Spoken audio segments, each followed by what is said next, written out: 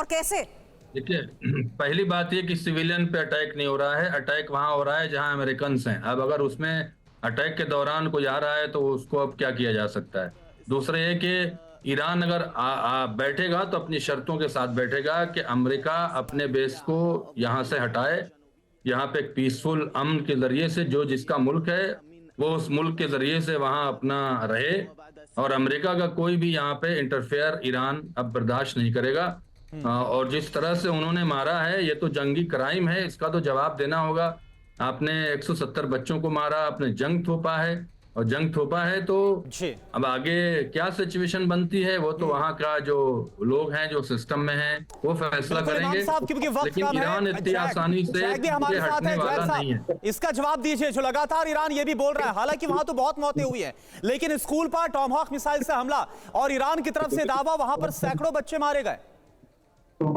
देखिए, सैटेलाइट में भी अप्रूव कर चुके हैं कि ये इनकी ही जो मिसाइल इन्होंने छोड़ी वो मिस फायर होके उनके ही स्कूल के बच्चों पर गिरी है। अरे यार, तो आप किस तरह की बात ईरान करते की हो? मिसाइल थी वो। आप किस तरह की बात ईरान करते की हो? मिसाइल थी, ईरान की ही मिसाइल थी। मतलब आप एक ऑफिसर रहे हो मिलिट्री के, कुछ तो मतलब सच बोल दो, कुछ तो सच बोल दो सर। आप इतना झूठ क्यों बोल रहे हो? है जो आपके मिसाइल आके पड़े हैं वहां, आपके मिसाइल का जो लोगो है वो मिला है। आप झूठ पे झूठ बोले जा रहे हैं। पूरे मेरी बात सुनिए, आप मेरी बात सुनिए।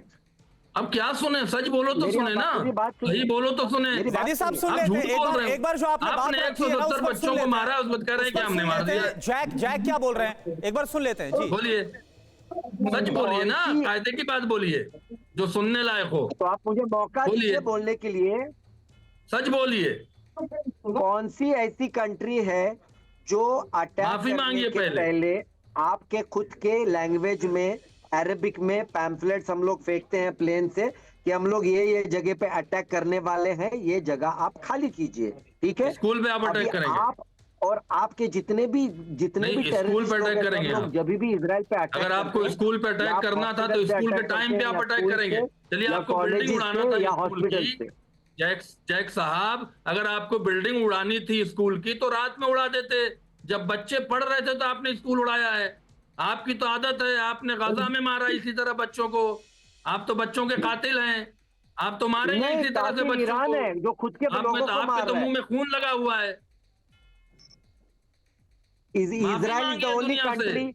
माफी मांगिए, माफी। शेम है, शेम। माफी मांगिए। आप खुद आपके लोगों को मार रहे हैं। आप माफी मांगो। 170 बच्चियों को मारा है।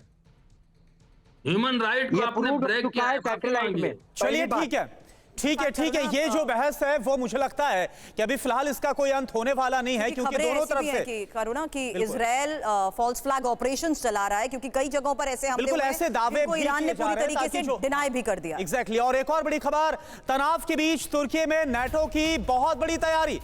नाटो ने तैनात किया है पैट्रियट डिफेंस सिस्टम को, यहां पर इसकी बैटरीज को तैनात किया गया। ईरानी मिसाइलों से बचाव के लिए इनको तैनात किया गया है। तो आप देखिए, नाटो ने तैनात किया। हालांकि वही जो अभी सुरभि आप जिक्र कर रही थी, इससे पहले भी जो नाटो कंट्रीज में या बेसिस पर हमले की खबर आई, ये कहा गया, इस बात का दावा किया गया, क्योंकि हम दावा ही बोलेंगे कि वो इजराइल का फॉल्स फ्लैग ऑपरेशन था। बिल्कुल। इस बीच एक और खबर है जहां अमेरिका ने अपने एयर डिफेंस को भी मजबूत बताया और एयर डिफेंस अम्ब्रेला का वीडियो जारी किया है। ईरान के खिलाफ सफल पलटवार का दावा किया गया।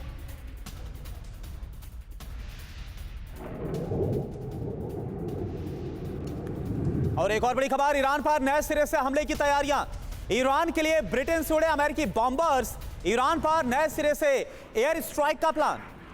ये देखिए आप, अमेरिकी बॉम्बर्स, B-2 बॉम्बर्स की उड़ान। और विनय शुक्ला सर इस वक्त हमारे साथ जुड़े हुए हैं। विनय शुक्ला सर, आपको क्या लग रहा है, क्या आपको ऐसी सूरत हाल नजर आ रहे हैं? क्योंकि देखिए, ईरान का नुकसान बहुत ज्यादा हो रहा है, तो ऐसे सूरत में ईरान भले ही रूस मदद करे, लेकिन कितना सस्टेन कर पाएगा, कितने दिन कर पाएगा?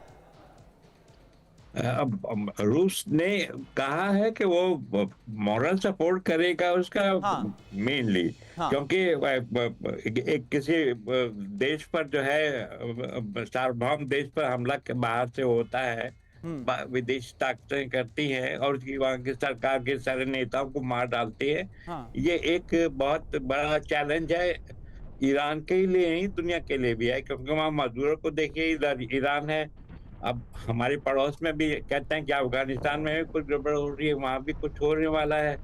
इसलिए जो है रूस इस मामले में लोगों का साथ लेना चाहता है मॉरल सपोर्ट में, जो रूल ऑफ लॉ को बहाल करने में। तो इतना, उससे ज्यादा नहीं। आज सवेरे रूस के विदेश मंत्री ने यहाँ पर गल्फ कंट्रीज के जो राजदूत हैं उनके साथ भेंट की है और सिक्योरिटी काउंसिल का जो मीटिंग हो रही है उसके लिए प्रस्ताव तैयार किया है। जी। तो देखते हैं कि उस रूस सिक्योरिटी काउंसिल के एक परमानेंट मेंबर की तरह जो है वो अपनी सपोर्ट कर रहा है। बिल्कुल सर, और यही सिनेरियो है जहां बड़े बड़े दावे भी किए जा रहे हैं और हालात पर सब वेट एंड वॉच की पॉलिसी भी अपना रहे हैं, क्योंकि अरब में जिस तरीके के इस वक्त हालात बने हुए हैं उसका असर अब साफ तौर पर नजर आ रहा है।